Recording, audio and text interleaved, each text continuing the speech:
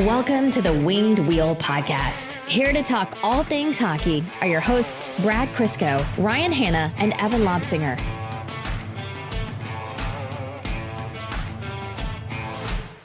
Proposition for you guys. We could record this episode as we do like 100 times a year as normal, or we grab whatever mics we have sitting in the closet, each get a refill on a cold one. We sit out on the deck, and if we talk hockey, we talk hockey, but we just enjoy the nice weather. My new favorite saying is, you don't have to convince me. Yeah, that is your new favorite saying. You've been saying that a lot. Yeah. You said that 1,000 times at the event. Everyone had really good ideas. Everyone's ideas for you are golf. Yeah, exactly. It is living somewhere where there are 4 seasons. It's funny how we just all have amnesia every single year, and then the nice weather comes around and we're woefully underprepared. Like, I only kicked the AC on in here like a few hours ago. And desperately already trying to sit and lounge on the deck.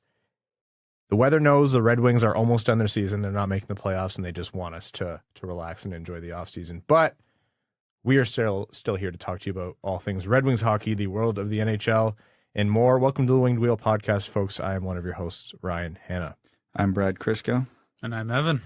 On this episode of the Winged Wheel Podcast, a very special interview with none other than Carter Mazur, Red Wings forward prospect, current Grand Rapids Griffin, former University of Denver champion, actually, I should say. And it was a great conversation. Awesome kid. Loved his confidence. Evan and I had a chat with him yesterday, and I think you folks will really love that interview. Yeah, super confident, totally believes in himself, and is very well spoken. Could easily replace me on the podcast. But thank God he's an excellent hockey player, so that's not a concern for me. But yeah, I hope everyone enjoys it. I have a feeling that not only does he have better lungs than you, but a little bit better of a goal scorer too. Absolutely. Your job's safe for now. I don't know. One of these days, a Red Wings prospect is going to flame out, but they're going to have a great voice on the mic, and they'll live close enough. And Evan, you'll get the boot. Yep. Until that day, you're stuck with me. Further, we have a recap of the Red Wings, 2 of their last 3 games. They look forward to their last game of the season and what it all means for their draft lottery and draft position standings. We'll talk about the percentages that work into that. And Simon Edvinsson, Brad's already shaking his head talking about No, we are not talking about the percentages. It doesn't matter. Simon Edvinsson down to Grand Rapids. The Red Wings elected not to burn a year of his ELC and kept him at 9 games up in the Winged Wheel. So we'll discuss that decision. Amadeus Lombardi continues to make waves. Not only did he finish out a very, very impressive season with Flint in the OHL as they lost in 7 games to Saginaw, he also was assigned to Grand Rapids and could potentially factor in the final 2 games of that season. And maybe Toledo beyond that. We're not sure. Brian Lashoff's retiring. Some NHL news. Wideman had an interesting quote directed at Toronto, and we'll see what else we get into before overtime. You ready, Brad? Oh, I'm ready. I meant for the draft lottery conversation. Oh, I am ready. It's just going to be me yelling at you for 30 seconds while you read off the stats. So yeah. I bring it on myself. Yeah, you know what my response is going to be. So ball's in your court now, buddy. Since the last episode, the Red Wings have played 2 games, 2 of their last 3 this season, including their final home game of the season, which was a 6-1 loss to Dallas, and then the next night, which was last night, a 4-1 loss to Carolina. So both regulation losses. Obviously not fun to watch this kind of hockey at this point in the season. We're all pretty tired of it. But in terms of the draft lottery positioning, it was good for Detroit. They are currently sitting at 9th best odds to, hypothetically win first overall and the opportunity to draft Connor Bedard. But more importantly and more practically, realistically, they are sitting at 9th in terms of that draft position. So we'll get there in just a moment. The standings right now heading into the last game, Thursday night against Tampa Bay is their season closer. Like I mentioned, they're sitting at 9th best or 9th from the bottom of the league. Washington is in 8th. Vancouver is right behind them in 10th, and St. Louis is in 11th. All 4 of those positions are in play. Now, Washington is going to be playing a very motivated New Jersey team who is playing for the division lead, against Carolina. Vancouver and St. Louis could also, win or lose. Detroit really they've guaranteed themselves a spot in the dance And the percentages we're talking about are, as low as 3%, 3.5% for 10th, 5% for 9th, and Washington is currently sitting at 6% for 8th. And that's to win first pick in the draft lottery. So what do we make of Detroit's position coming into the end of the season here? They're limping in, that's for sure. But everyone else around them is as well, unless you're the Chicago Blackhawks, who are not limping in. So, you know what? We do this every year, and I'm not going to do the thing where it's like, well, if we would have won this game against this team, or if they would have done this, we would have won the lottery. I'm not doing that. It's nauseating. I can't. I gave up math as soon as I graduated. Which is what his degree was in. I want to remind you all. It's only going to cause more pain and suffering, and the draft lottery has been nothing but that for Detroit, so I'm not doing it. As everybody knows, don't even talk about draft lottery odds. I only care about the position the Red Wings finish in for the actual draft spot, because there is, I'm not going to call it a significant difference, but an appreciable difference between picking 8th and 11th, which are both in play for Detroit. And I was joking around with you two before the episode. I can guarantee out of those 4 teams, Detroit's going to be the only one to win a game to finish the season out and pick 11th, because we've seen this before. Yeah. I've been hurt too many times to know any different. Tampa is playing for nothing. And then again, neither is Detroit. Washington's playing a very motivated team. St. Louis has a game tonight against a very motivated team. Can't remember who Vancouver's playing. So I don't care. I really, truly mean it. I would like Detroit to pick 8th, but I don't care. Vancouver against the Coyotes. That helps. Yes, it does. That helps. Vancouver, our saving grace. So obviously I want Detroit to pick 8th. And normally I am not on Team Tank. I am not the guy sitting here advocating for losing games, but half the roster isn't going to be playing next game. Larkin might not be playing. There's a million players hurt. Lose the damn game. Just please, for the love of God. And it's the first time I've said in 7 years, like, I'm actually going to be mad if they win. He's going full bore. Because, like, I can't bring myself to care enough at this point. You know what I mean? And 2 teams playing for nothing. Whatever. Just make the draft pick better at this point. I don't care about the lottery. We're not winning it. We know how low the odds are to begin with. But where the Red Wings are picking is a really interesting intersection of positionality, of who the likely prospects available are going to be. So if they want a right-handed defenseman or a center, picking 8th to 11th could actually be very significant. Now, in terms of quality of player, very little different. So don't take me, Brad, are you really saying that 3 picks apart, 4 picks apart is going to be that big of a difference? No, but if picks 8 through 10 are center, right D, and you're picking 11, how's that going to feel? Not great. So Max did a phenomenal article today about how we're all sick of being here. Yeah. How we're all sick of having these conversations, and I fall right into that. So all I'm hoping for, lose the damn game, get a damn center, not even center, get someone who can score, for the love of God, and then let's never have this conversation again, please. It's funny the difference across the table here, where Evan is completely done with sweating games, and it is what it is. And Brad, I think you want to get there, but yeah, you're looking at this last game and you're like, let's just make this simple and lose. That said, I do think the Red Wings are doing, in terms of what you can actually control, which is you put the players on the roster that you do, and the players obviously are going to go out there and try their best. Like Larkin sat out last night with a lower body injury, I believe. Half the roster is AHL players. Everyone's banged up. It's the roster here. It's actually a surprise they won the games that they did, quite honestly.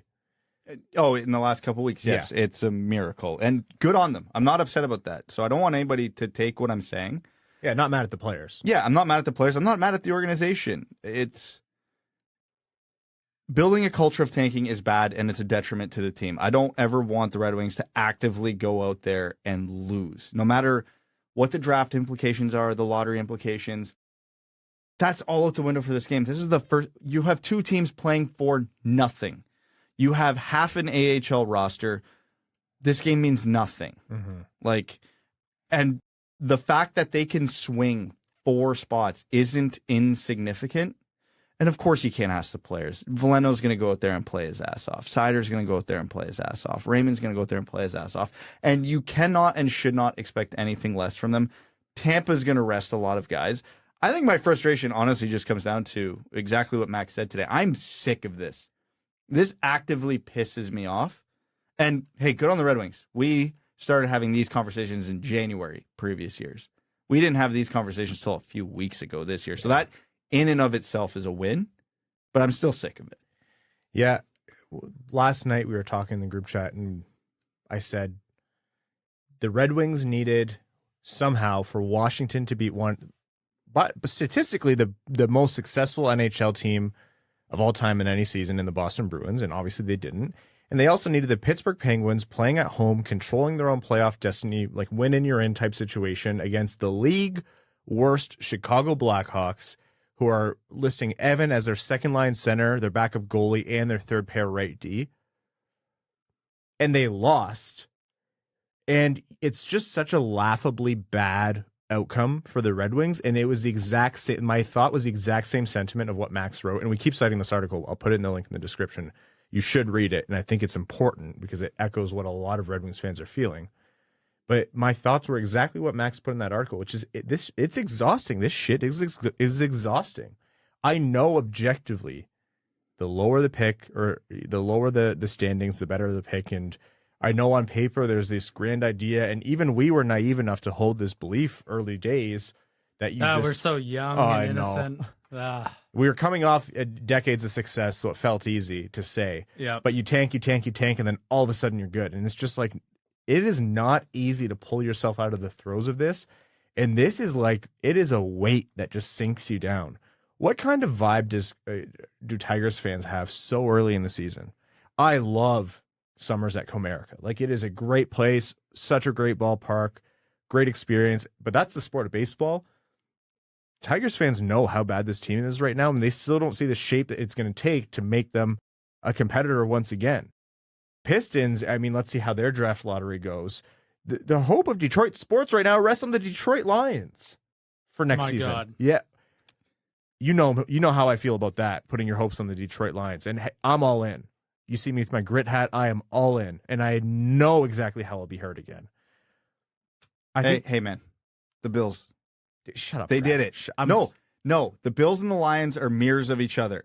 If we can win playoff games, you can. Because we were the same team for the better part of 20 years. Yeah, so. But it took the better part of 20 years. Hey, we're here now, buddy. And here's the thing. I'm not, this isn't a big rant at the Red Wings organization. This is kind of what Steve Yzerman has been saying for some time since he came in, that you can't just suck forever and you have to work on getting better. But yeah, But where are we?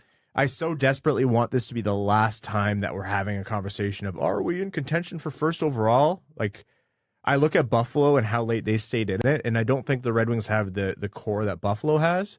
But I also say the Penguins were in it until the end, and I don't know how much better of a team the Penguins were this season than Detroit, quite honestly. So where are we? I think they're within striking distance to get that little bit much better. What does that even mean, though? Like, look at the division. So what do you want to do, though? Suck until the rest of the division sucks? I don't know. We're second last in division right now. How are you going to really get better without making massive upgrades? So here's where we're at, and this is the reality of it. The Red Wings rebuild, however you want to phrase this, is 90% complete, but the 10% they're missing is the most important 10%. And we have beat this topic to death this season. No. One more time. 2 top line scoring forwards. Honestly, I'm at the point I don't care what position they play. I don't. They just need 2 guys who can consistently put the puck in the net or give the puck to players and have them put it in the net. That's it. We have seen that this, let's call a spade going into the season, patchwork defense can be successful. Billy Husso, before he got overworked, was great this season, and we'll talk about him in a bit. I'm not worried about the defense. You can look at some of the defense groups that Pittsburgh won the cup with. Awful. I would argue worse than this year's Red Wings. That's Dumoulin erasure, and I won't handle that. I don't care what you say. with the Red Wings defense group they have, the defense prospects they have, between Husso, Cossa, pick whatever effing free agent you want. Well, Pittsburgh also seemed to have a Sidney Crosby and Evgeny Malkin. That's the point I'm getting to. Marc-Andre Fleury. The Red Wings have all the pieces in place, but arguably the 2 of the 3 most important. 2 of the 4, if you want to be optimistic. This free agent crop sucks.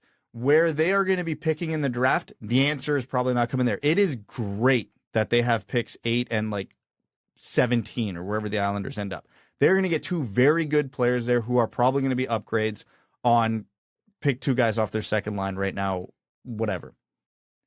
They have to find a way to get 2 top line forwards.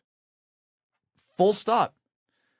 We've talked about it briefly, and I know we talked about it a bit more in the live episode, but what the Red Wings have to do this offseason to keep hitting the gas, find a couple value free agents, very similar to what Yzerman did last year, which I have full confidence he will do again, just to plug some of the smaller holes down in the lineup. You know, we beat this right shot defenseman thing to death. It's not as big a deal. They have Mo Seider. The top line right-handed defense problem is solved. They just need to find depth. You can do that in a million places. And it doesn't need to happen right now because now is not the time. Exactly. You got to find a team like Winnipeg is probably the prime example of a team that has a lot of legitimate stars that is probably in a position where they have to blow it up. You look at a situation where a player might not want to be there forever, like the DeBrincat Ottawa situation is probably really worth keeping an eye on.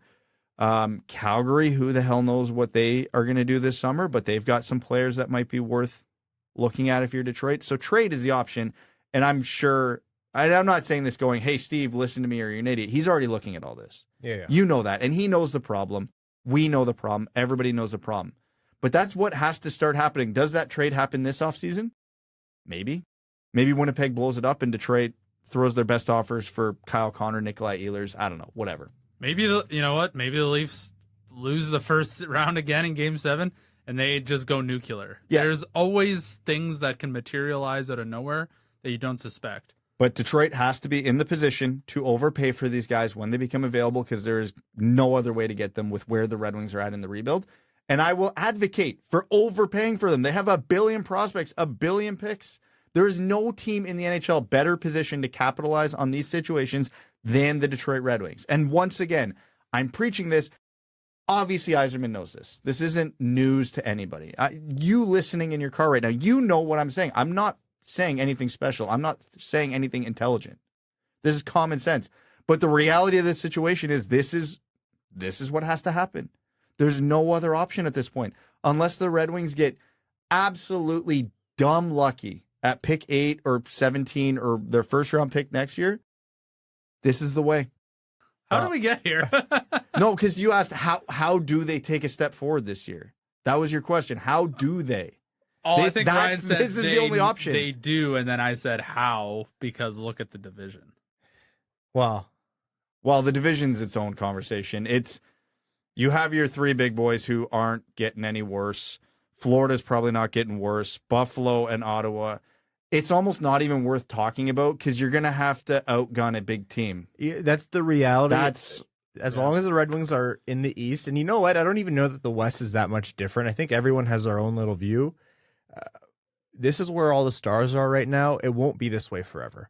It's hard to say how it's not going to be that way, but it won't be this way forever. Or they're going to put in designated players that you can pay anything not against the salary cap. Hey, and don't- it just don't- helps with parity. Don't waste our good off-season content. We're still in season. Oh, there's lots of golf content. Don't worry. Yeah, well, don't worry. We'll give you your own show on the network first. Brad, you listed all the things that can happen. You know what? Well, it might have like a 1 in 20 chance of happening. Ryan. He's going to kill me. So, Ryan, I need you to know, for my mental health, actually, the only reason I am this way is for my mental health, because if I don't even register it as a possibility, I'm not upset. Imagine how many hits on the YouTubes and the Instagrams and the TikToks we'll get if they do win the lottery. The problem is it won't be a lot because the moment it happens, I'm grabbing this table, flipping it, and the entire stream is going to die when I disconnect everything. It'll be completely demonetized. I'll just strip naked and run down. Absolutely, yeah. But it's not happening, and so you guys are going to get unfortunately, you're going to get a live stream with thoughtful analysis of what the Red Wings could do with pick 9, and we'll do a little mini mock, and we'll have... Still think pick 9? Bless your heart. We'll turn off the stream and never speak to one another again. Okay, that's the Red Wings. We'll see where they're at after Thursday. Obviously, again, picks 8, 9, 10, and 11, or at least those draft positions pre-lottery are all in play. Thank you for bearing with us as Brad and Evan bared out their souls, and I just gleefully watched as Brad said, I don't say anything smart. That was funny, yeah. I hate when Brad's funny. Simon Edvinsson. The Red Wings made the decision to only play him 9 games in the NHL. And for those who don't know, if they played him a 10th game, that would so-called burn a year of his entry-level contract, which is to say his entry-level contract would kick into play, and this would count as his first season. Next season would be the second year. Obviously, the year after that would be the third year, and then he would be due another contract. Not at entry-level rates, much more expensive, or at least so you'd assume. The Red Wings said if we play him under 10 games, then we can what's called slide the entry-level contract so it doesn't start until next season.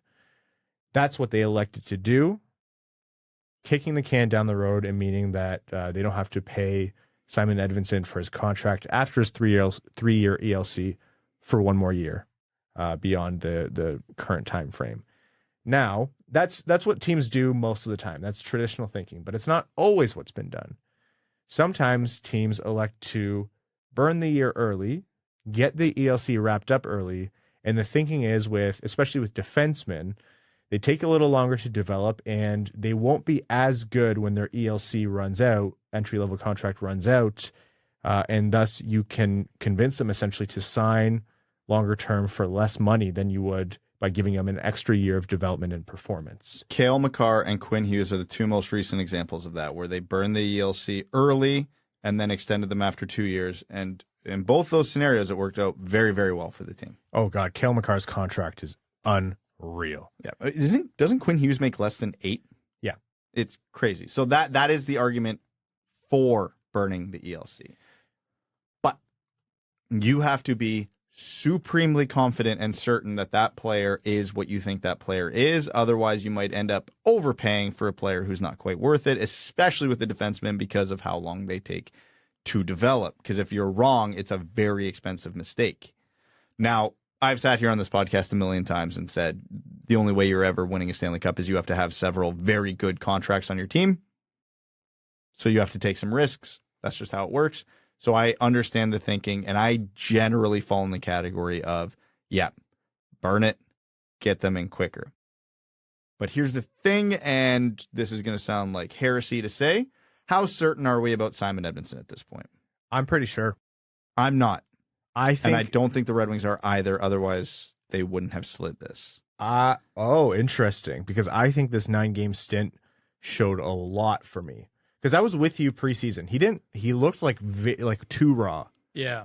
Like, I did not disagree at all with them sending him down to the AHL. I thought between the start of camp and the end of camp and the preseason, I thought, okay, no, Simon Edvinsson is not as ready as I'd hoped he'd be. He's going to need a year in the AHL.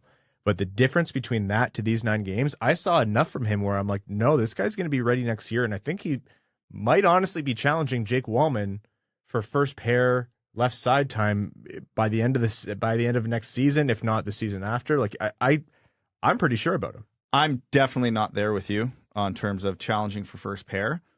On the Red Wings. What I'm about to say is going to feel like shitting on him, and I really want to make it clear that's not what I'm doing. I am super, super impressed with what he's done this year and the strides he's made. Yeah, this is all nuanced. I am a big Simon Edvinsson fan, and even going into his draft, I wasn't the biggest Edvinsson guy, and he's proven me wrong to this point, and I am very, very happy about that.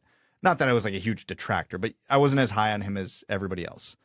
And he's showing great strides this year. His defensive game has come a long way. His, poise with the puck is arguably already the best on the Red Wings. Like he He is a supremely confident player, and I love, especially on the defensive side, what he's done with his game this year. You don't pay the defensive guys $1 billion, though, and I'm not sure his offense is going to translate. He still has some pace issues that I'm worried about. Not worried in the sense of he's not going to make the NHL because he plays too slow. I'm worried his pace issues are going to translate to not a lot of offense, and you don't pay $9 million to a guy who's going to score 35 points a year. Yeah, but who says it has to be $9 million? I'm just picking a random number. So there's two reasons for me to slide this ELC as they did. And again, I don't know I agree with it because I generally am with you on this one. Burn the ELC. I'm at least confident enough in Simon that I think he's going to be a real player for the Red Wings for a while. But I think to which degree is a big enough question that I understand why they might have done this. So the first reason being, okay, what is he? They don't know that yet. Is 2 years going to be enough? With a player like Simon and his toolkit, there's still a lot of things that could go a lot of ways. So there's a lot of uncertainty, and I don't know if 2 years is going to be enough time to really get those answers. I'm just being honest, because of the style of play he has. It's a good quality because he's such a unique player. The Red Wings can really take advantage of that on the ice, but because he's such a unique player, there's not a lot of comparables here. So if you're trying to project what his next contract should look like because of player X, Y, and Z, well, with Edvinsson, player X, Y, and Z don't really exist to compare to. And two, if the Red Wings plan on being competitive over the next 3 years, even if that's just year 2 and 3 or even year 3, having him at an entry-level contract is very, very valuable. They can really load up at the deadline or preseason to... I don't expect them to win a cup in that time, but getting 2-3 rounds deep is going to be very, very valuable for this group. And a $987,000 Simon Edvinsson could be very, very valuable towards that, which I don't love that mentality because I feel like it's short-sighted. It should be all about maximizing the window, but you couple the uncertainty, and again, not uncertainty that he's going to be bad, but uncertainty of what he's going to be, with the, you maybe want to win some playoff rounds in the next couple of years. I understand the move. Again, I don't know if that's what I would have done. I think I lean to the side of I agree with sliding it just because of those two circumstances. I could be talked into either, but I fully understand what they were doing here. Yeah, I don't really feel strongly one way or the other. You know, the Red Wings recently have shown that unless you're breaking down the door, it's going to be a long road for you to make the team and to stay on the team. So I think we're leaning more that direction with Simon Edvinsson. Where he was at preseason, where he was at the end of the season is like night and day. And I don't think we need to rehash that. Like looks amazing compared to where he was. I just think they're going to take their time with him in terms of the contract. And honestly, I don't really feel strongly about it one way or another. I understand the points you made, Brad, and I fall in with both of you where I think it's a marginal decision. I think there's some really good arguments to say, why slide it if you don't think you're going to be competitive or at least in a cap crunch for those 3 years where you're placing the ELC on the timeline. And that to me makes a lot of sense. Burning it early also, like, I understand the questions about where he'll be, but I think that also translates into a contract, right? Like, you can be pretty sure about a guy, have some concerns, but then what? Let's say that worst case scenario, Simon is like a second pair left D-man, and then you pay him like that. You don't necessarily, it doesn't have to necessarily be a big dollar deal, which is, I know what you said, Brad, but to me, the benefits of burning a year early aren't necessarily only reserved for the highest caliber guys. Those are just the ones that stand out the most, and we don't even see a lot of burned ELCs. That said, even though that's where I fall, I don't think it's, an earth-shattering mistake. The Red Wings have an insane amount of cap flexibility, and I can't sit here and preach to you that, the Atlantic Division is going to look different, and we just because we don't know how doesn't mean it won't. The Red Wings are going to look different. Just because we don't know how, it doesn't mean that they won't within 3 years. You don't know what they're going to be able to achieve. I would have preferred to see it burned, but I don't really mind them not. in terms of the certainty about Edvinsson, I have a lot of, I've seen what I've wanted to see from him in this 9-game stint. I don't necessarily think you're wrong, though, Brad, that there are still parts of his game, in terms of pace especially, that he has to work on. I think he has really good poise, but it could be better. Penalty trouble will go away. I think that's just a guy getting used to the NHL speed and where to put his body. But I think his tools are starting to kind of come together, and we just have to understand he's not going to have the Mo Seider ascension. But I'm still pretty confident. That said, I think the at least in our opinion, no matter which way we fall on the fence, it was a close decision either way, and I can't really fault Red Wings management and Steve Yzerman for saying, well, when in doubt, let's buy ourselves flexibility. It's a little bit less risky that way, and it kicks the can down the road, and you have another year to make a decision. You have another year for the cap to go up. You have another year to evaluate Simon Edvinsson, and then, if it costs you an extra $1.5 million or something on his contract, then that's plenty of time to deal with it. 3-year ELC, 3 years left on Sherratt's contract. Coincidence? All right, that is our discussion on where the Red Wings are at now, general thoughts on the rebuild, and Simon Edvinsson. Let's get into the most fun part of this episode, our conversation with Carter Mazur. Again, we think you're really going to love hearing from him. It is not a surprise at all, based on his development, that he is making waves in the Red Wings prospect scene. And after this interview, I think you're going to be really that much more confident that this guy is potentially going to make some noise even at Red Wings training camp next season. But he's come into the AHL after a very successful campaign with Denver, come into the AHL and made a splash with the Griffins, being a point per game right off the hop. And he's looking to do big things. So without further ado, tune into this interview with Carter Mazur. Joining us today on the Winged Wheel podcast, we were just saying he's had a crazy couple of months here, joining the Grand Rapids Griffins after a successful campaign in Denver. Carter Mazur. Carter, welcome to the show, man. Thanks for having me. We have co-host Evan Lobsinger here, and let's just start this off with a basic one. Carter, like we mentioned, it's been a wild ride for you, all of it extremely successful, extremely positive. What kind of whirlwind has it been for you, going from Denver to signing your ELC with Detroit and now a successful start to your stint in Grand Rapids?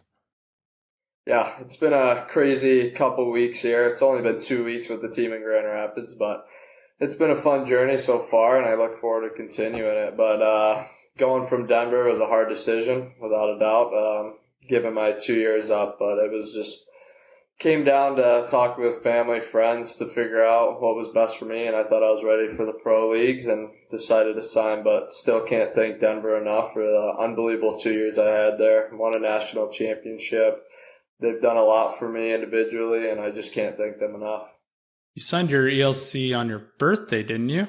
Yeah, on my 21st birthday. So not a bad birthday gift, yeah, eh? Still haven't had time to really think about it like that much, because it's been so much of a travel journey, just all that. So I look forward to doing that at the end of the year.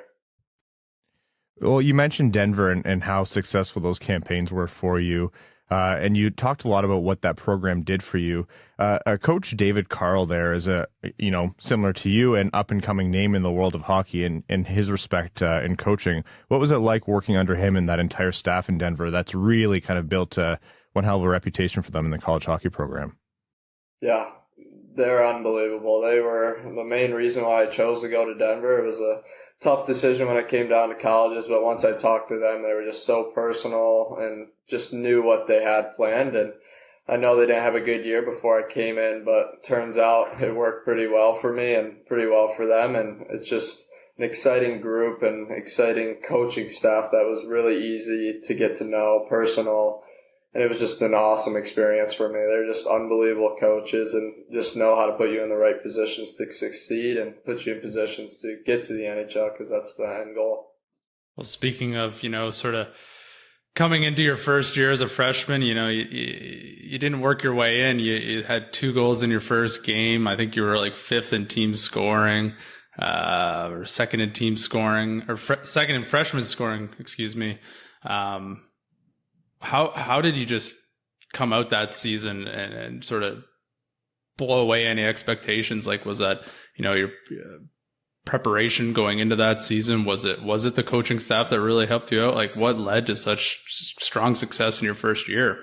Yeah, I feel like confidence is a big one there, especially I had the World Junior Camp and I felt like I had a pretty good showing, and then also getting drafted, that kind of adds a lot of confidence and shows that you have a lot more to prove and shows that you can trust in your game. So I felt like heading into that year was a hard year, but it was pretty fun, especially we had 7 new freshmen, so we had a new young group of guys in the locker room, and the older guys there like Cole Gutman, who's in the NHL, Bobby Brink, they're just unbelievable players that you could learn from and watch. And there were guys that I watched every day in the summer, just how they would take care of themselves, just how they were as people, just how they played. So just watching them kind of also helped me gain more confidence. And then having the coaching staff just trusting me to who I am as a player and just stay with that kind of set me up for success. And it worked out in the end. Carter, we're going to go back to the draft in a little bit here, and we have a little egg on our face in that respect, so we want to own up to that. But at draft time, I know you look up to Darren Helm. He's a player you've idolized growing up, which makes us feel old as hell, but also, Red Wings legend for good reason. We all remember the shift from Darren Helm. We all remember, big goals that he scored and his unbelievable speed. And then I think that maybe caught some people by surprise because when you stepped into Denver and like Evan mentioned, you just started scoring. I look back to how you performed with Little Caesars and even with Tri-City. That shouldn't maybe have been as big of a surprise as it was, but do you feel like your scoring really took a big step when you went into the Denver program, or do you feel like you were always that kind of player? Yeah, I felt like that was something that I always could work on. I knew I could always score from the net front, but I really wanted to focus on scoring from outside the scoring area, so that was something that I really focused on, is just improving my shot from scoring from those like outer areas, because that's where you're going to score some goals and that's where they're going to add up. But it was just a change too, just seeing how different college was, because I'm playing against 25-year-olds and 23-year-olds instead of just 18-year-olds. So it was a big difference there. But just being able to get my shot off and work on my quick release, I just knew it would help me in higher levels. Yeah, I don't mean to jump all over the place, but I'm always interested in how guys sort of end up where they did. Like, you went to the University of Denver, played for Tri-City. Like, was a CHL ever sort of an option? Like USNTDP? Like, how did you decide on some of those destinations? Yeah, so it started, I played for Little Caesars for about 5 years and kind of knew that I was for sure the college route. I didn't really have any ideas of going to the OHL, even though I was drafted to the OHL, I want to say, to Saginaw in the 7th round. And I didn't really think that much about going major junior. That wasn't like in the back of my head, because college was just something I've always watched. And I was committed to Michigan State ever since 9th grade, and that was kind of like a changing point in my second year of junior when I started to have a good year and started to put my skill set out there and put stuff together. And I decided to decommit, which was another hard decision, because growing up, Michigan State was the favorite team of mine and just loved watching them. And it's funny because I used to go watch Hiroshi play there all the time, and now that he's in the same locker room as me, so it's pretty cool. But that was a hard decision to leave that school, but in the end it worked out for me, and I thought it was the best decision to go to Denver. And I honestly wouldn't have ever been to Denver if I didn't play for Little Caesars, because my old assistant coach, Craig Rail, actually went to Denver in 1970s or around there, and he reached out to them to reach out to me. And then a week later, when Denver reached out to me, I decided that that was the school I wanted to go to, and I did.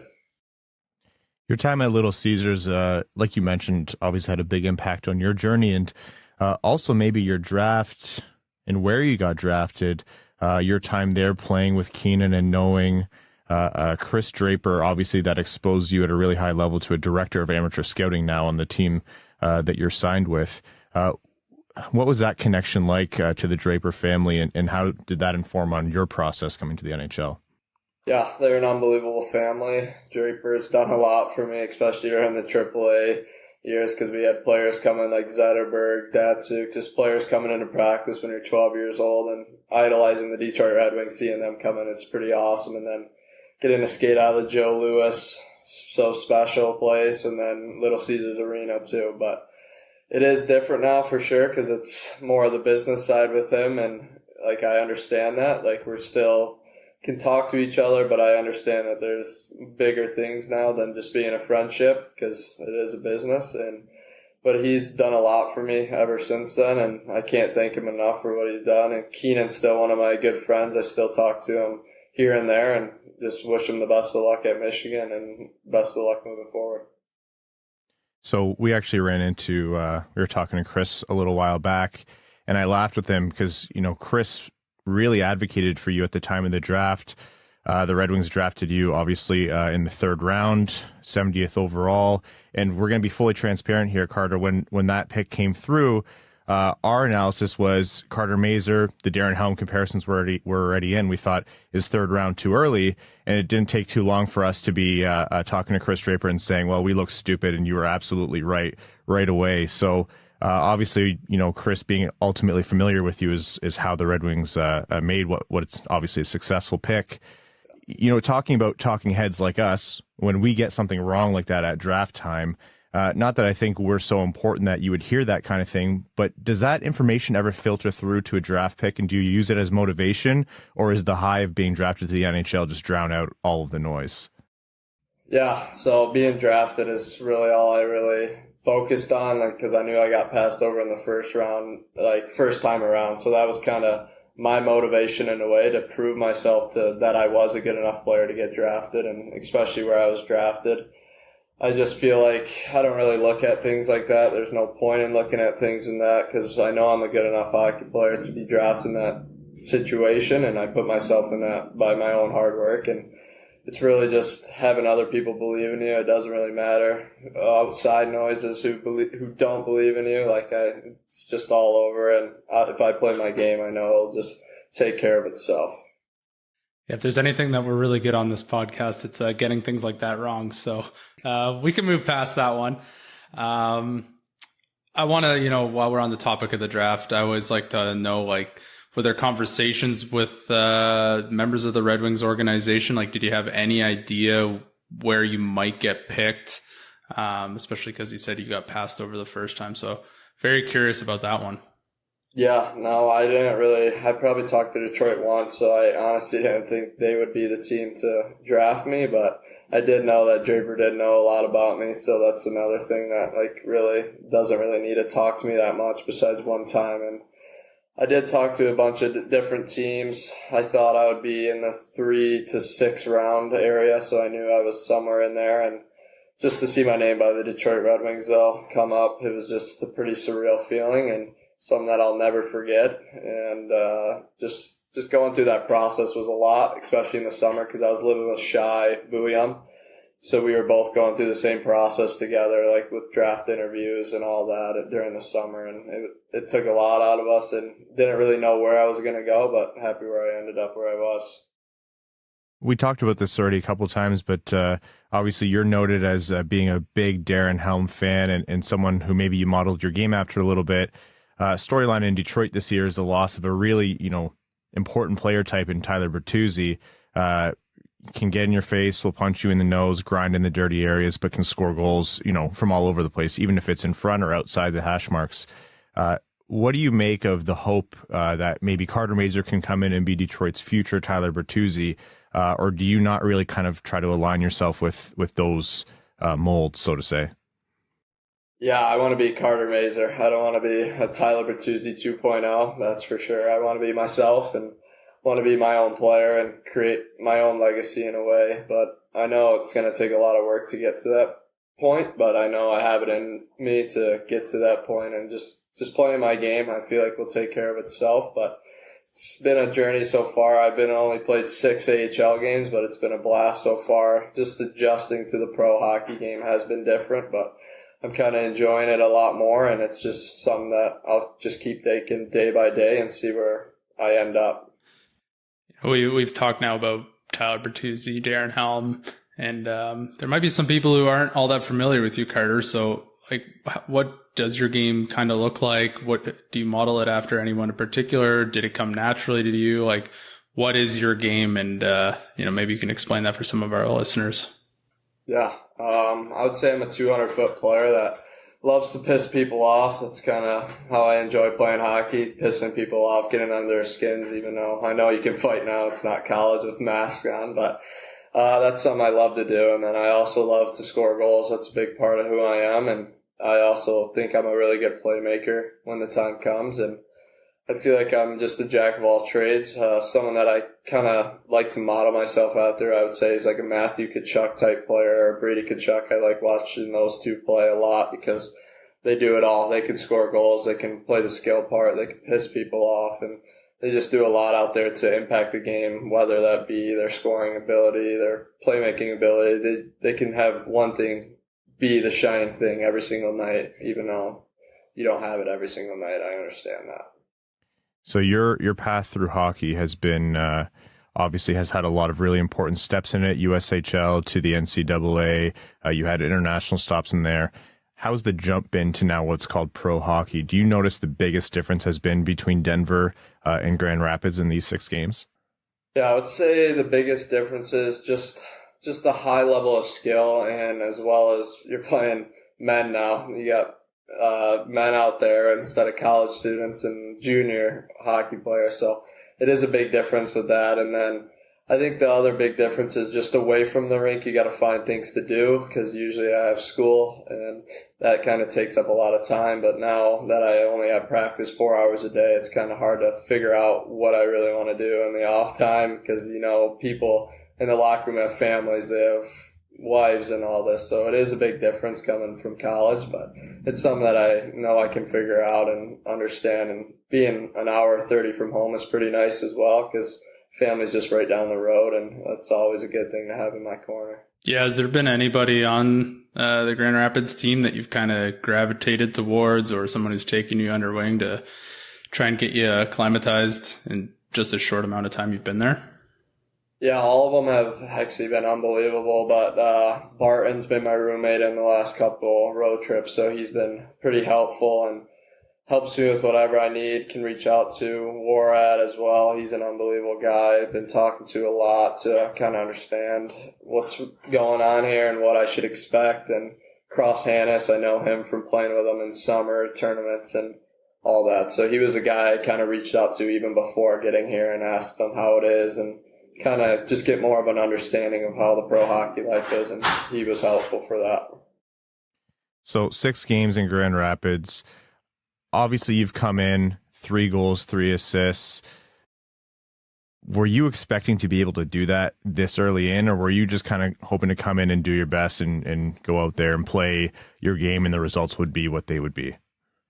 Yeah, I kind of did see myself becoming that type of player. That was that's why I made the step, honestly. I felt like I was ready to jump in and make a difference. I didn't want to jump in and just be a passenger in a way. So I feel like jumping in and knowing that I can make a difference and being put in the positions to make a difference was just helpful as well. But it's been a fun journey so far, and I look forward to keep continuing on that and keep relying on my game. All right, it's going to be the obvious question of all obvious questions. What's your goal coming out of training camp in the summer and early fall? Yeah, I want my dream to come true. I do want to wear the wing wheel without a doubt. That's always the goal, and to have that dream finally come true would be pretty special, but I know there's a lot of work to get to it, but I'm excited to see.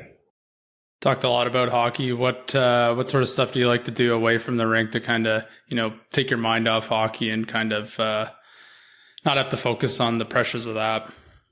Yeah, I love golf. Golf's a big part. I golfed a lot in high school because got you out of school a lot on Friday, so that was something I've picked up, and golf is probably the number one thing I like to do, and then also like video games. It's something that I always do. Hanging with friends is probably the best one. I always like being around family and friends. That's something I always cherish and love to do, so that would probably be my number one, honestly. If I could say number one would be just hanging out with friends and family. Congrats on being Evan's favorite Red Wings prospect. That's right. You've moved way up the board, that's for sure. Do you keep a golf handicap? I did, but I haven't golfed in 8 months. I was like I want to say a 3 handicap. All right, this guy's a gamer. It wasn't too bad. So when we go up, you and Evan will play, and I'll caddy because I'm not embarrassing myself with a 3 handicap in Evan. It's good golf up in, everywhere in Michigan, obviously, as you'll know, but Grand Rapids too.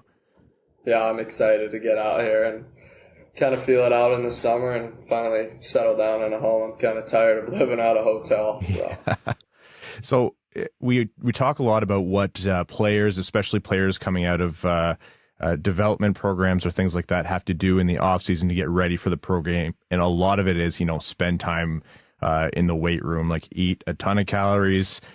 Your fitness and training has to get to the pro level and just bulk up. Do you feel like your time in college has kind of given you a head start on that front, or is your focus just to grind in the weight room and get your fitness up this summer? Yeah, I think it has given me a head start, but I know I need to add weight, especially playing against people who are 200 pounds. And I know I'm not the biggest guy, but I know I can get to that level. About 185 is kind of my goal to get to by the start of next year. I know it's 15 pounds, but I've done it before. I know that I have it in me, so that's something that I really want to focus on, is just gaining weight and trying to keep the muscle as well as putting on the size, because I know I need the size to compete out there for 72 games instead of 38. All right, Carter. Well, we'd love to take up more of your time, but it looks like you have a busy day ahead of you, and obviously we wish you the best of luck with your last couple of AHL games. Thank you for proving us wrong from right off the get-go after draft time. It's been awesome to watch your progress, and we're pumped to see what you can do, not just at the end of this year, but hopefully make some noise in Red Wings training camp next year. So much appreciated, and we hope to do this again soon, man. Awesome. Thank you. I appreciate your time as well. All right, that's our interview with Carter Mazur. We hope you enjoyed it as much as we did. It was fun telling him exactly how wrong we were about him at draft time. And I got to say, when we're wrong, it's always in the best ways, and it's awesome to watch what Carter has done and his confidence. Like, it's not, I don't think it's arrogance. Like, it's not like when a guy's too cocky and is like, no, he said, I don't want to be Tyler Bertuzzi 2.0. I want to be Carter Mazur. And like, you have to respect that kind of confidence. It went exactly how I thought it was going to go, and then some. Yeah. I was like, this kid, we know he's confident. We know, like, he's very calm and collected. He, like, knows what he's going to say. But as everyone just heard, he was excellent. And you know what? The new age NHL, we see what kind of players are effective even in the toughest of games. And for someone who wants to model their game after, the Canucks, all for that. Yep. So really excited to have spoken with Carter Mazur. We are excited to have him back on in the future, hopefully with some Red Wings games under his belt. Big shout out to the Grand Rapids Griffins and Andrew Streidel over there. Always a real big pleasure to work with them. And thank you again, Carter, for the time. All right, another Red Wings prospect. Let's talk about the news with Amadeus Lombardi. Unfortunately, Flint fell to Saginaw in Game 7. Lombardi did his best, scored 2 goals in that game, ended up with 5 goals and 2 assists in the series, so point per game through 7 games in the playoffs. Ended his season 45 goals, 57 assists for 102 points in 67 games over the OHL season. Good for 3rd across the league in points, 6th in goals, and 9th in assists. And again, this is the Red Wings' 4th round, 113th overall pick in 2022. Not only that, in a recent OHL coaches poll, they rated Amadeus Lombardi as the smartest player in his conference, and that includes Shane Wright, as well as the 2nd best playmaker and stick handler in the conference. So this guy is well regarded not just by his teammates and by us who are excited that he's a Red Wings prospect, but also by his opponents and opposing coaches, because your own coach doesn't vote on those polls for their own players. So Amadeus Lombardi has made waves, and it was just announced that he has been reassigned to the Grand Rapids Griffins for their final 2 games of the season, so we may well see him suit up for pro games for the first time in his career. Amadeus Lombardi season, anyone? Absolutely. Do you want to say it, or should I say it? You say it. Rock me, Amadeus. I love when a player comes in the league and their tagline's already figured out. It's his goal song in Flint, so they got the message. Oh, yeah. And that better be the case in Grand Rapids, and that damn well better be the case in Detroit. Anytime Red Wings or hockey fans, I should say, have to come up with a nickname, it's always brutal. Like, it's always just the most like harebrained, meat-headed thing. So if a player has something that just works that well like that, thank you for saving us all from trying to wrinkle our brains. But look, everyone is wondering, what is Amadeus Lombardi's production at the pro level. How is this going to translate? Because I don't want to sit here and say, oh, what he's doing is common. No, it's not. The Red Wings took a swing based on a player who missed a year, a very important year due to COVID. They said, we liked what we saw from him before. We think he could turn into a lot more after, and he has turned into all of that and then some. But translating that from the OHL to the AHL and NHL is a different story. Mickey Redmond says, however, that he thinks Amadeus Lombardi is going to make some noise at Red Wings training camp. Finishing third in the OHL in scoring is not a small deal. Being voted the second best playmaker, but also casually potting 45 goals, probably a pretty good sign. Throwing 2 goals down in Game 7, probably a pretty good sign. And we've talked about it a million times, especially going into drafts, and which has been a common topic in the last 7 years. But what's the hardest skill set, part of your hockey repertoire to translate up levels? Scoring. Hockey IQ. Translate up levels? Up levels. I was going to say scoring too. Yeah, I think hockey IQ is something that what do you mean? Okay, translate so what is into the production? most important thing to translate? Yeah, up hockey levels? IQ. And what did he finish number 1 in the coaches poll? Oh my God, hockey IQ. No, you're right though. No, it's you can get the guys in junior who are supremely talented. Nail Yakupov, for example. And it just doesn't work in the NHL. And you go, what? Why? The guy can skate, the guy can shoot, the guy can stick handle. Well, if you don't think the game well, you're dead before you get there.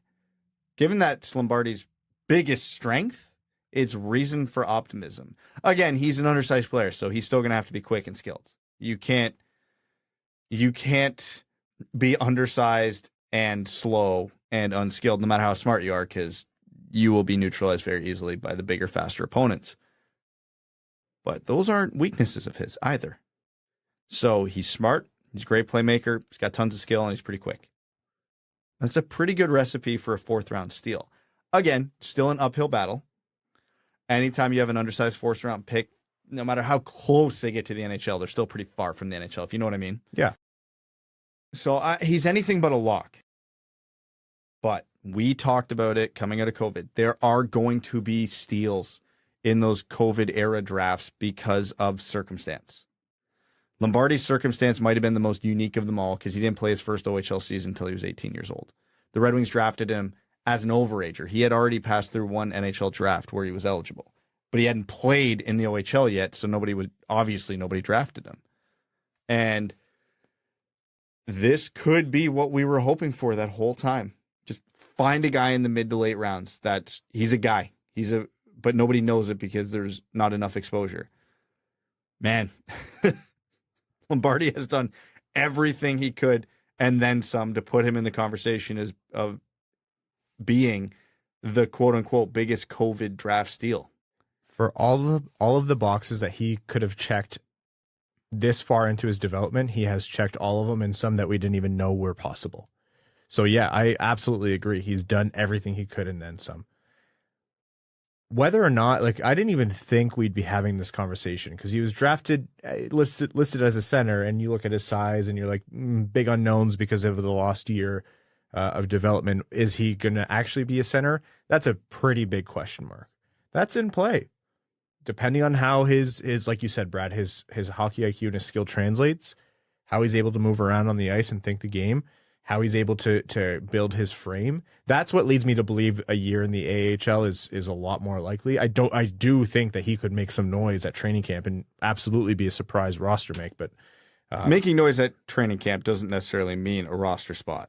Right. You come in as a 4th-round pick 2 years after being drafted, and would that even be 2 years technically, and then go to Grand Rapids. That's a very pleasant surprise.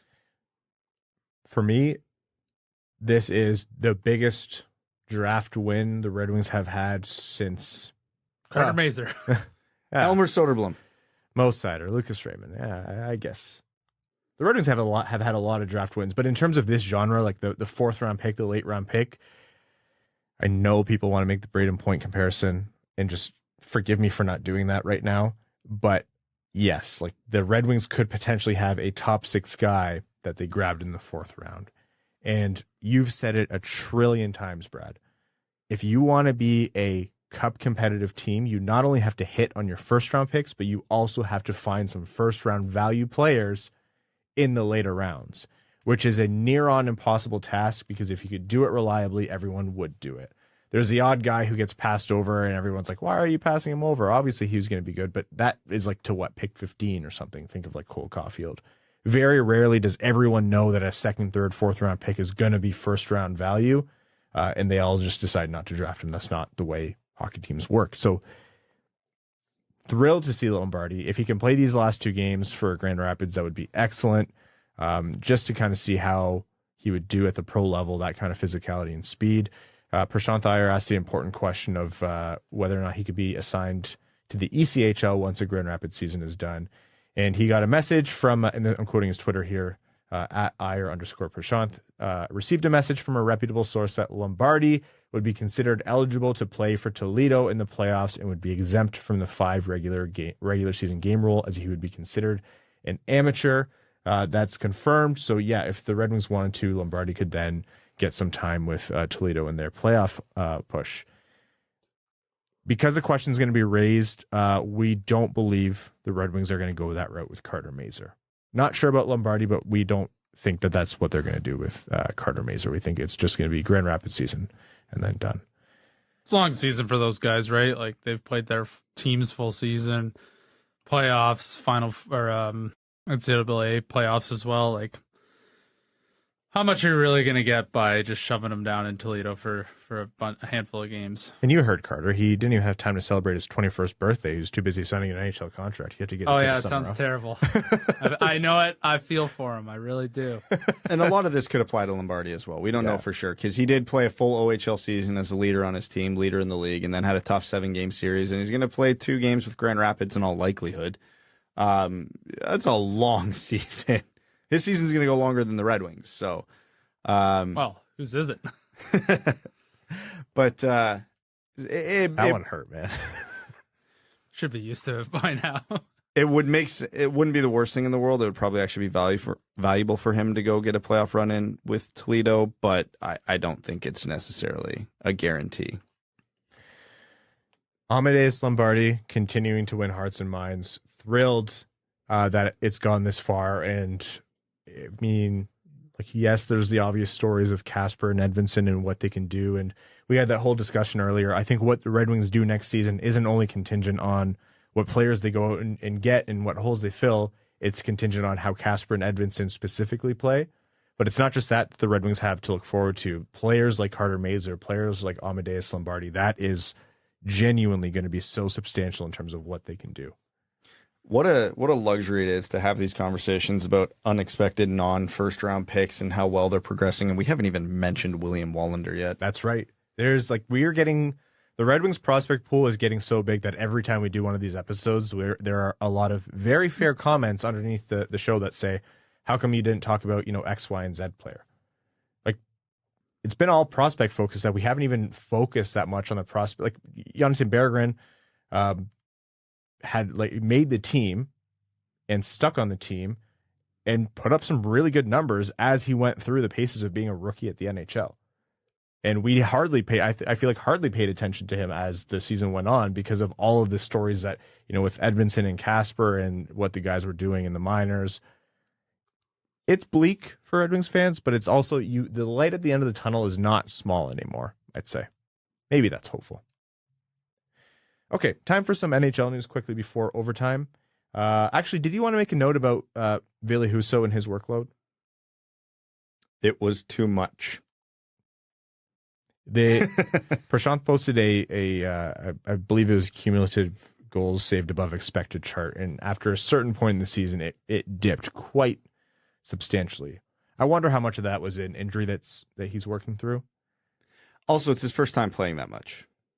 He's never had this workload before. So even though the last little bit of it went very, very poorly, it's at least beneficial that he did it, because it won't be such a shock to his system next year and the year after if it does indeed happen again. Where to find Jonathan Bernier 2.0? Would love for him to come in and play 30, 40 games. Semyon Varlamov? don't know that he'd be the determined money that the Red Wings would be interested in. He's old as shit. He can't be asking for that much. I think he would because of the pedigree and what he's put up in on Long Island, I should say. Like he'll ask for money and he might get it. You could always just go back to Russia. Good. All right, some NHL news. What did you make of the Wideman quote after Toronto played their essentially emergency backup goalie? The biggest loser quote in the history of hockey. Like, I have never felt bigger loser vibes than I have felt than when he made that statement. So for context, the Leafs, through their own faults and cap management, have not been able to dress an NHL backup goalie for cap reasons. So for the last 3 years, burn. Yeah, I got him. So they've been going through a series of e-bugs, essentially, emergency backup goalies signed to ATOs. Amateur tryout. Amateur tryout, yep. So the first game they did it was against Montreal, a goaltender by the name of Jett Alexander, who I think plays U Sports hockey, which is Canadian college hockey. And in that game, Samsonov started for the Leafs, and Toronto absolutely smacked the Montreal Canadiens to the tune of 7-1, 8-1, something like that. So in the last minute and change of the game, at a whistle, the Leafs pulled Ilya Samsonov and put in Jett Alexander because the game was out of reach. So they're giving this 23-year-old kid the literal greatest moment of his life to that point in all likelihood. And phenomenal story. The circumstances for everything for this moment to align for this kid aligned perfectly, and the Leafs jumped on it. And it's a great feel-good moment. It meant nothing on the game. It impacted nothing. And it was just truly a feel-good story in the moment. And after the game, apparently some players on the Montreal Canadiens, specifically Chris Wideman, had an issue with it. They felt it was disrespectful. And he said they're going to get what's coming to them in a couple weeks.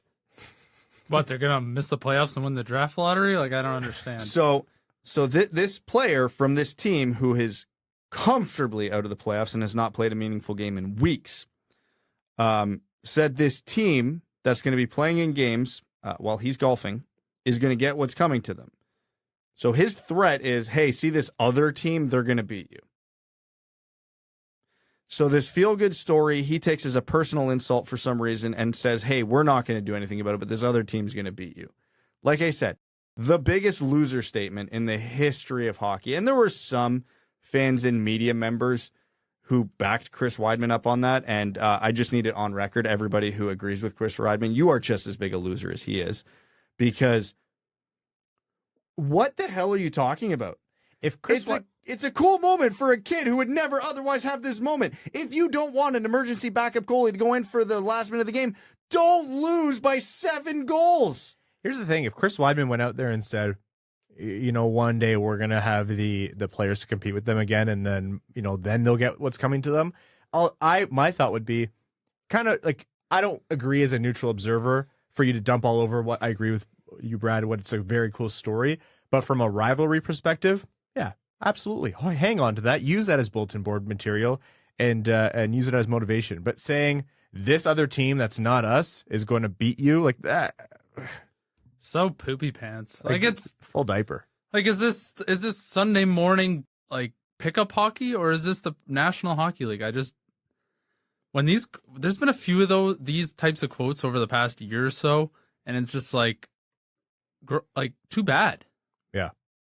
Don't be terrible. It's how I feel. I don't understand. Like, what are you going to tell the other team not to just bury you? Like, I don't understand. Like it. And then to go say it publicly to the media and not even have a good quote. Like don't get me wrong. If I'm on the Montreal Canadiens and I see that happening, it's a cool story for the kid, but I'm going to feel like shit about it. And you hang on to that. That's on you. We are getting beat so bad that this amateur's coming in. Yeah, that sucks. Like, I'm not saying Wideman should be happy for the kid. He shouldn't. But, like, don't fill your diaper over it. Don't go to the media about it. Maybe just save the quote and tell it to the Uber driver on your way home. Again, Ryan, you can't let that one go. That's the best joke I'm going to have all episode. My bad. I completely blanked on the Ottawa Uber incident. I thought this was in reference to other taxi cab. NHL has a lot of Uber and cab related incidents. Part of it also is Toronto went out and put their top power play out late in the game. I think it was again. No, hang on to it. Like, I genuinely don't care. Hang on to it. Use it as motivation. If this is a charity game and the other team, some of them have one leg and they have their skate guards on out there, that's one thing. Felt like a personal attack, but okay.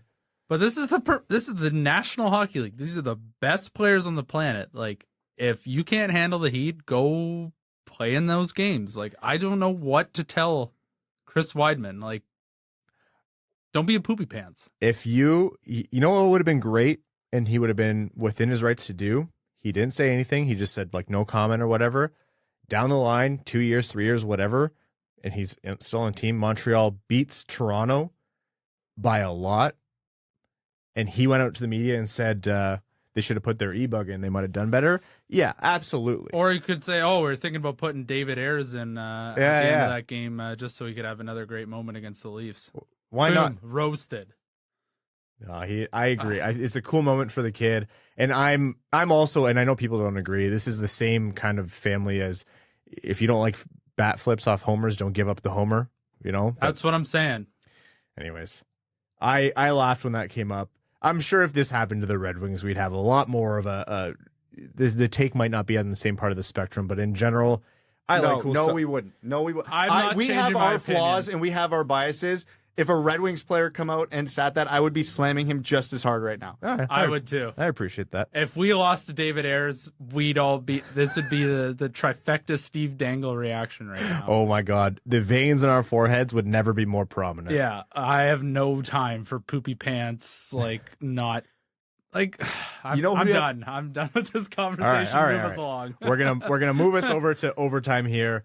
Where we take fan comments and questions. Hold on, did we make fun of Pittsburgh yet? At the start of the show. I alluded to it slightly. And we should do it some more. I had a joke queued up about this was Mrazek and Athanasiou's revenge to the Red Wings, but they're sleeper agents. Man, Pittsburgh fans are eating up that management and that head coaching, and I don't think they're wrong to do it. How do you go out and lose that game? That is the biggest. That is a lob straight down the middle of the plate. It's actually teed up for them. That ball was on the tee, and they somehow swung, missed, hit themselves in the temple with their own bat, fell on their ass, and busted their knee. Like, how do you lose to the Blackhawks in a must-win game to get yourself into the playoffs? After just clinically destroying the Red Wings.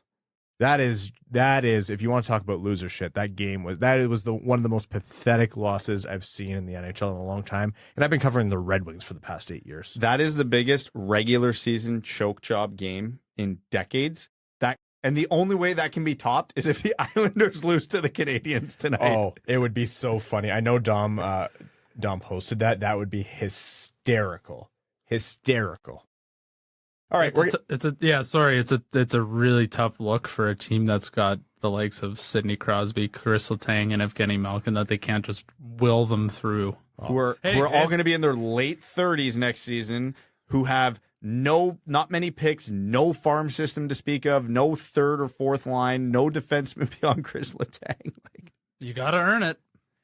All right, let's get into overtime. Overtime is proudly brought to you by our Patreon supporters, patreon.com/wingedwheelpodcast. If you want to join the Dub Club, folks, everything that we do on this podcast, from Winged Wheel Podcast days at the LCA to giveaways to growth of the show, we're expanding our network, and we're launching a new show hosted by Prashanth Iyer and Sean Shapiro called Expected by Whom. That's their handle on Twitter. Go give them a follow. First episode is coming later this week. All that stuff that we do is thanks to our Patreon supporters. You get great benefits like access to our Winged Wheel Podcast Discord. You are automatically entered into all of our giveaways. We gave away 2 tickets to every Detroit Red Wings home game this season, the vast majority going to patrons.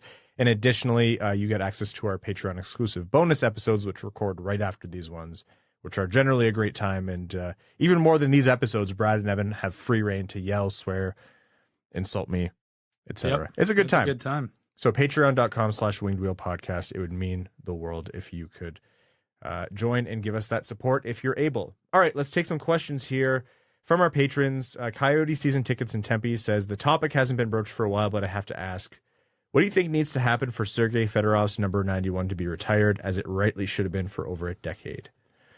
Oh, I think the Russia geopolitical situation has thrown a big wrench in things, if in the background things had moved along. I don't know if Yzerman coming in would have changed anything or if they had plans. I thought it might, but with the war in Ukraine right now, I don't know that that's happening anytime soon. Outside of that, change of ownership. Yeah. I wasn't going to say it, but yeah, that's the actual answer. My name is Brad Crisco. Yeah. Yeah, that was... You're 5'4". Unless I get your money, you're not allowed to do that. Okay, No, fair enough. I'm not taking that trade. Fair enough. You can take his golf clubs. You can probably sell those for a pretty penny. He's a lefty. I don't want them. Wow. That's fair. Oh, to be fair, Whistlebear will lose them before you can ever get them. Dylan Larkins Nana says, I know it's a relatively meaningless stat, but play this game with me without looking. Oh, I'm sorry to say, but these are easy answers. Brad and I are going to get these right away. Guess who has the best and worst plus-minus rating on the Wings roster this season? One guess each. Go. Best, Wallman. Yep. Worst, Sherratt. Yep. Those are going to be It's mine. exactly, yeah. I will use this stat now that it is convenient for me. Thank you. The Gyms says, hey guys, it was great to see you at person at the LCA. What an epic day. With the current state of the team, knowing we will have a roster of some of our top prospects and the addition of some trades, what % chance do you give the Red Wings of making the playoffs next season? I'm going to go with 71% on the hope that Larkin can get some help next year. Oh, man. I was going to be very optimistic and say 40. Oh. And that feels like on the high end. Like I'm being generous there, I think. I don't think 40 is unfair, and I don't think 40 is like... That's pretty good for a team fighting for a bubble. They'll be fighting for a wild card spot if they are. Yeah, I do expect improvement, and that's with the context of they made it to late February with this iteration of the Red Wings, and I think next year's should be improved. So I'm going to bump it up to a 40. But the reason I don't want to go over 50 is who the hell of the playoff teams this year is going to fall off. And that's not counting a rise from Buffalo, Ottawa, Washington gets back to form. Like, it's an uphill battle, so I can't possibly give them a better than 50% chance. Yeah, without knowing what happens during free agency, I don't think I could give them better than 40. I think maybe that might go up to 45 if all goes well. But let's be honest, if things within the realm of reality happen and it's not like suddenly Elias Pettersson's on the Red Wings next season, like something crazy like that, the Red Wings will be an outside shot for the playoffs still, but not as far outside as they were this year, which you saw how close they got. Some might call it not close, but still, it was closer than they'd been. 40 is not bad. I don't think 40 is terribly unfair. So what's your number? I'll call it 40 as well right now. I had the Red Wings at 7th this year, so Nailed it. maybe I'm the pessimist on this podcast. I don't know. I'm very bearish on next season. I'll say 10%. Whoa. I just don't see it. Like, obviously, we didn't think Boston was going to do what they were going to do this year. Florida was a bit of a disappointment, a big disappointment. Buffalo and Ottawa are in sort of the same race as the Red Wings right now, and I think I've got more confidence in Buffalo turning it around than Detroit in a 1 year window. So I'm not all that confident on next season at this moment. Getting nailed this tax season says Amadeus better than Shane Wright confirmed. He easily goes in the first round and a too early to tell redraft. Where would you slate him in? Here's hoping for divine intervention tonight for the Habs against the Isles. Stay fresh, cheese bags. So this is the retroactive to the... God, I'm troubling. It's a Shane Wright draft, yes? Yep. Yeah. I say conservatively 4th. No, probably mid to late first. I was thinking somewhere conservatively in the 20s to 30s or 20 to 30 range. Yeah, the range is still very, very high, but I don't know. He could be like high first round, depending on how the next season or two goes. You just can't guarantee that yet. All right, let's see if we have any other comments here. Ryan Hubbard says, hey guys, it's been a minute. When do you think Stevie gets a statue next to Gordy outside or inside the LCA? Oh, they'll wait until he retires. Yeah, he won't want that as his GM. That's not Stevie's style. Especially, imagine things aren't going well and then they unveil a statue. I mean, we can separate ourselves from that, but the optics of it isn't all that great. No, I'm changing my answer now that you gave me an idea on the positive spin. After the Wings win the cup. Oh, okay. It's like how Gary Bettman gets into the Hall of Fame while he's still commissioner. Yeah. If the Red Wings win a cup in 5 years, put that statue up the year after. Also for Evan, stealth or paradigm? Love all you guys do. Always listening to the pod. Also, I side with Evan. I do not floss, no cavities. No, floss. Hell yeah, baby. Don't side with this freak. I floss once a week. If I had his genetics, I never would either. Has anything bad ever happened to Evan from the moment he was conceived? Well, there's that front lawn. The one time, you'll have to listen to our Patreon exclusives for that story. That's the greatest story Evan's ever told, and it's not close. The powers that be looked at Evan's life and went, oh, we forgot to put some negativity modifiers on this guy. We're just going to get it all out of the way in a 15-minute window. Yeah, and they filled a pothole with muddy street water, splashed him in the face, and said, yeah, that's good for a lifetime. And put all his neighbors out front at the exact worst time imaginable. And now he flosses once a week and has no dental problems. Which is bizarre because my parents have both had a lot of dental work. Shut up and answer his question about stealth or paradigm.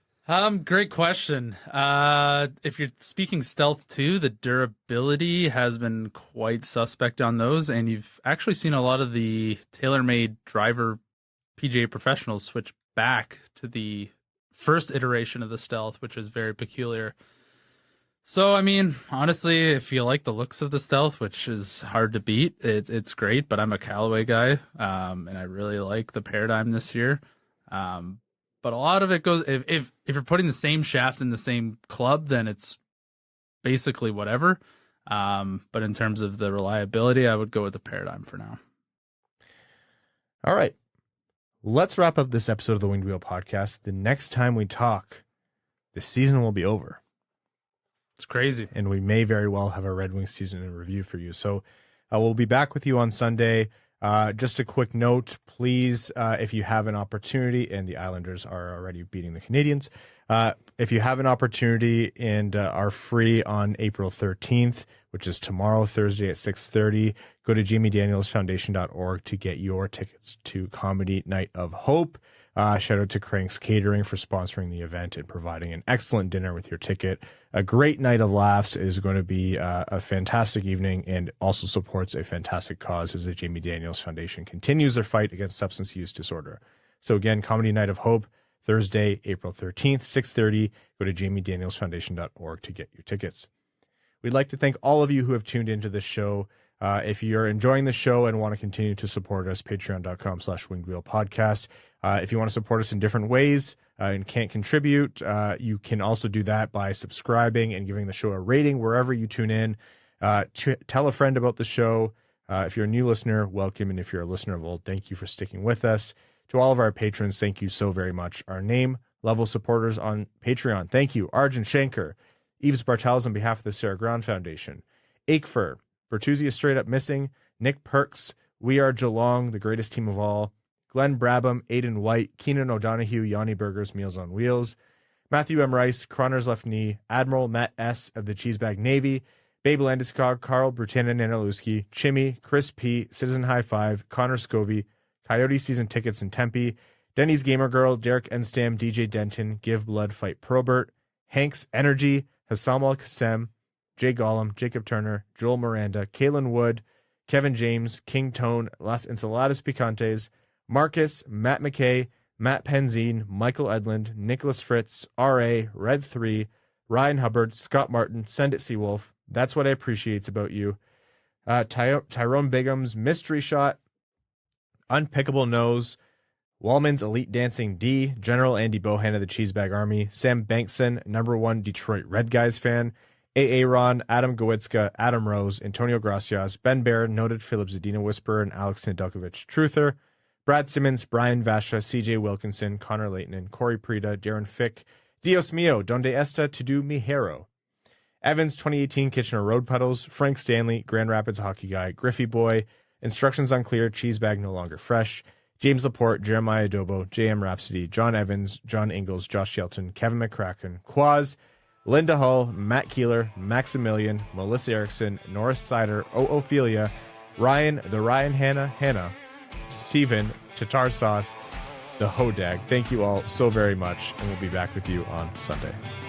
Thanks for tuning in to the Winged Wheel Podcast. Be sure to check out wingedwheelpodcast.com, where you can subscribe to the show on iTunes, Spotify, or wherever you get your podcasts. You'll also find links to other ways to support the show, such as Patreon, official podcast apparel, and more. And don't forget to follow the show on Twitter at Winged Wheel Pod. And of course, the hosts at Brad Crisco, at Ryan Hannah WWP, and at Hockeytown Evan.